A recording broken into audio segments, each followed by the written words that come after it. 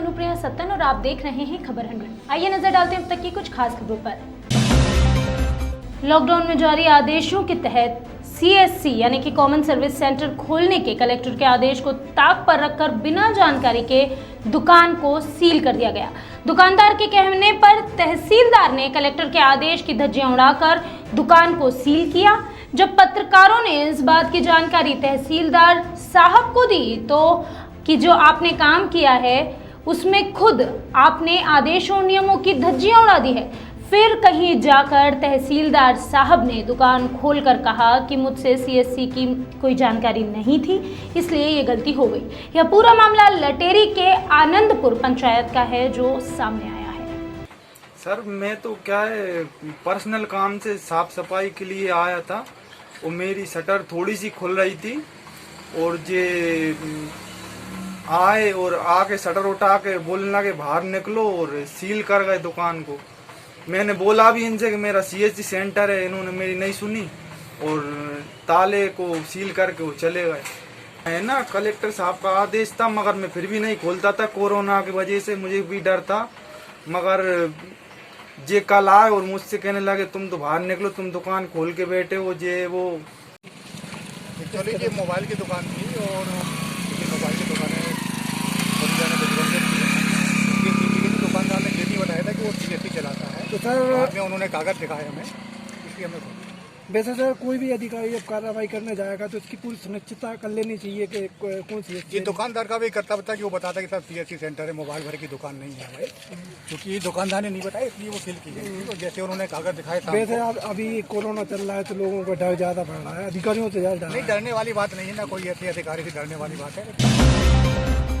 Corona योद्धाओं का पुष्प वर्षा और तालियों की गड़गड़ाहट के बीच सम्मान कर स्वागत और सत्कार किया गया। बता दें कि पान बिहार श्री राम मंदिर में मालवीय मित्र मंडल ने नगर के बलाई मंदिर क्षेत्र में पुलिस विभाग और स्वास्थ्य विभाग के साथ साथ पत्रकारों का भी फूलों और तालियों की गड़गड़ाहट के साथ स्वागत सत्कार किया और सम्मान किया। साथ ही साथ इस दौरान सोशल डिस्टेंसिंग का भी पूरा ख्याल रखा गया। शहडोल के पप्पोंध थाना क्षेत्र अंतर्गत ओदारी गांव में कोरोना पॉजिटिव मरीज मिलने से हलचल तेज हो गई। जिले में एक और कोरोना संक्रमित मरीज मिलने की सूचना पर प्रशासनिक अमले में हलचल तेज होती नजर आई। कंटेनमेंट क्षेत्र की विशेष निगरानी के लिए उज्जैन पुलिस ने स्पेशल स्क्वाड का गठन किया है, जो कि खासकर कंटेनमेंट क्षेत्र की निगरानी के लिए तत्परता से काम करेगा। आपको बता दें, इस दौरान उज्जैन पुलिस प्रशासन के आला अधिकारियों ने उज्जैन शहर में भ्रमण किया और पुलिस कर्मियों का हालचाल भी जाना, साथ ही साथ स्थितियों का भी जायजा लिया। गृह मंत्रालय ने पत्र के माध्यम से कोरोना महामारी से लड़ने के लिए नए दिशा निर्देश जारी कर दिए हैं, जो कि 4 मई से लागू हो जाएंगे। साथ ही कई जिलों में काफी हद तक राहत भी दी जाएगी। आपको बता दें कि इस संबंध में विवरण में सूचना आने वाले दिनों में दे दी जाएगी। बॉलीवुड अभिनेता इरफान खान का निधन हो गया। आपको बता दें कि मंगलवार को अचानक उनकी तबीयत खराब होने के बाद उन्हें मुंबई के कोकिलाबेन हॉस्पिटल में भर्ती कराया गया था, जहां उन्होंने अपनी ज़िंदगी की आखिरी सांस ली। उनके रिश्तेदारों और शुभचिंतकों की मौजूदगी में वर्सोवा के कब्रिस्तान में उनको दफनाया गया। लॉकडाउन के चलते उनके जनाजे में ज़्यादा लोग शामिल नहीं हो पाए थे। इस दिग्गज कलाकार के जाने से बॉलीवुड में शोक का माहौल था और सोशल मीडिया पर उनके फैन, अभिनेता और नेता सभी अपनी श्रद्धांजलि दे रहे थे। और इसी बीच ऋषि कपूर के निधन की खबरें आई और बॉलीवुड फिर से एक सदमे में डूब गया। दिग्गज बॉलीवुड एक्टर ऋषि कपूर का देर रात निधन हो गया। खराब तबीयत के बाद उन्हें अस्पताल में भर्ती कराया गया। महानायक अमिताभ बच्चन ने ऋषि कपूर के निधन की जानकारी साझा की अपने ट्वीट के जरिए और उन्होंने बताया कि वो गया, ऋषि कपूर गए, अब उनका निधन हो चुका है और मैं टूट गया हूँ। कपूर फैमिली से रणधीर कपूर ने ऋषि कपूर के निधन की खबर को कंफर्म किया है। बता दें, ऋषि कपूर को बुधवार को उनके परिवार ने HN रिलायंस हॉस्पिटल में भर्ती कराया था। उनके भाई रणधीर ने बताया कि उन्हें सांस लेने में समस्या हो रही थी। आपको बता दें, ऋषि कपूर भी लंदन गए थे कैंसर के इलाज के लिए, अभी कुछ समय पहले ही लौटे थे। जनपद हापुड़ के बहादुरगढ़ गांव में देर रात लूट के इरादे से आए अज्ञात बदमाशों ने गोली चलाकर किसान पुत्र को घायल कर दिया। सूचना मिलने पर पहुंची पुलिस ने युवक को अस्पताल पहुंचाया और घायल का उपचार भी कराया। इस घटना की जांच शुरू की गई। बता दें कि यह पूरा मामला जनपद हापुड़ के बहादुरगढ़ थाना क्षेत्र का है। गोली लगने की सूचना से पूरे गांव में सनसनी फैल गई है। भाई क्या नाम है आपका? सीमा। क्या हुआ था, क्या लगते थे वो जिनको साथ में घटना घटी है? मेरे पति और मेरा बेटा। जी, क्या हुआ था, क्या है पूरा प्रकरण? क्या बताऊं, सही अपने पानी पी गए। जी, क्या हुआ फिर वहाँ पे? वहाँ पे 2 जने आए, उन्होंने मोबाइल मांगे, जी, मारपीट करी इनके साथ। यही हुआ और क्या हुआ। उनको गोली मारी, साइड पीछे लगी अब कमर में। जी, अब ठीक है। कहाँ पे हैं वो, एडमिट कहाँ पे हैं? अब तो घर पे आ गए, मेरठ है। कोरोना संकट के बीच गरोठ ग्राम पंचायत में देतली बुजुर्ग में 8 व्यक्ति की कलेक्टर ने मदद की और उन्हें विशेष बस व्यवस्था से राजस्थान के जैसलमेर से उनके घर पहुंचाने में सहायता प्रदान की गई। साथ ही साथ उनका स्वास्थ्य परीक्षण कर उन्हें घर भेजने का उचित प्रबंध कराया गया, जो कि बस के माध्यम से कलेक्टर ने कराया था। वहीं ग्राम सेमरोल की 7वीं में पढ़ने वाली एक विद्यार्थी कोरोना महामारी के दौर में अपनी गुल्लक में जमा राशि 2500 रुपये से गरीब मजदूरों को जरूरी राशन सामग्री का वितरण कर उनकी मदद भी कर दी। एक दिन मेरे पापा व्हाट्सएप चला रहे थे तो उनके ग्रुप में एक मैसेज आया, बच्चे अपने गुल्लक से पैसे निकाल के सैनिटाइज़र और मास्क सभी को दे रहे थे।